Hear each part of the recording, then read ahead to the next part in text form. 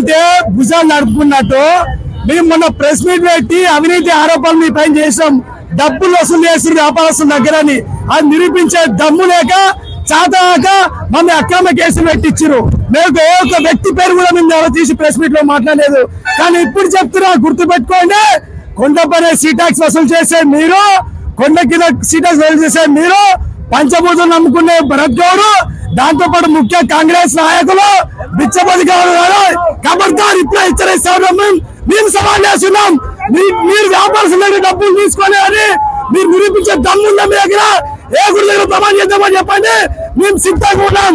అది చేత కాకుండా చౌకబారు రాజకీయాలు చేసుకుంటూ ఈ రోజు అందరు తప్పుదో పెట్టిన ప్రయత్నం మీరు చేస్తా ఉన్నారు. నిన్న ప్రెస్ మీట్ ఒక వ్యక్తి అంటున్నాడు, ఏమంటారు, నాన్ లోకల్లో బతకనికి వచ్చి రాజకీయం చేద్దని. మీ ఎమ్మెల్యే ఎక్కడికి వచ్చి చెబుతా ఉన్నారు. ఇప్పుడు ఎమ్మెల్యే ఎవరు వచ్చి రాజకీయాలు చేస్తున్నారు. కావున రాజకీయ నాయకులు, కాంగ్రెస్ నాయకులు ఒళ్ళు దగ్గర పెట్టుకుని మాట్లాడాలని ఈ సభలో హెచ్చరిస్తా ఉన్నాను.